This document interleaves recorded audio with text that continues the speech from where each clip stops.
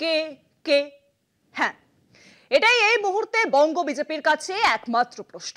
এই প্রশ্ন এতই বড় যে নরেন্দ্র মোদীর সফলতা নিয়ে প্রচারের কথাও ভুলতে বসেছে রাজ্য বিজেপি। প্রশ্ন এখন একটাই, নেতাকে সুকান্ত নাকি শুভেন্দু? হঠাৎ করে ফাঁকা বাজারে শ্রমিক ভট্টাচার্য উঠে আসবেন না তো?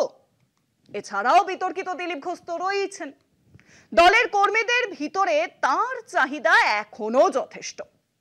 কেন্দ্রীয় নেতৃত্ব তো এই নিয়ে মুখে কুলু পেটেছে। সব মিলিয়ে এক বড় ধাঁধা, যে ধাঁধার হাতড়ে মরছে বিজেপির নিচু তলার কর্মীরা। কি হবে 26-এর বিধানসভা ভোটে? আরে দাঁড়ান, আগে তো নেতা ঠিক হোক।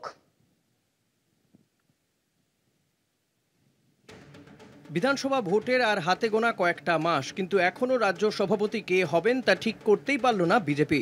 বারবার বৈঠক, ঘন ঘন জল্পনা, তবু সিদ্ধান্তে পৌঁছতে ব্যর্থ দিল্লির নেতৃত্ব। অনেকে মনে করছেন হয়তো সুকান্ত মজুমদারই থেকে যেতে পারেন পদে, তবে সেই বিষয়েও নেই কোনো নিশ্চিত ঘোষণা। এই অনিশ্চয়তা আর দীর্ঘসূত্রিতা তীব্র প্রভাব ফেলছে দলের ভেতরে। নেতৃত্বের অভাবে বিভ্রান্ত কর্মীরা, রাজ্যের একাধিক জেলায় সংগঠনের রাশ আলগা। নেতা না বললে মাঠে নামতে নারাজ নিচু তলার সৈনিকরা। গোষ্ঠীদ্বন্দ্ব চরমে, পোস্টার পড়ছে নেতাদের বিরুদ্ধে, শোনা যাচ্ছে অফিসে হাতাহাতির ঘটনাও। দলীয় সূত্রেই জানা যাচ্ছে আরএসএস, দিল্লি নেতৃত্ব এবং রাজ্যের নেতারা এক সুরে নাম চূড়ান্ত করতে পারছেন না। ফলে নেতার অভাবে নেতাই এখন সবচেয়ে বড় সংকট।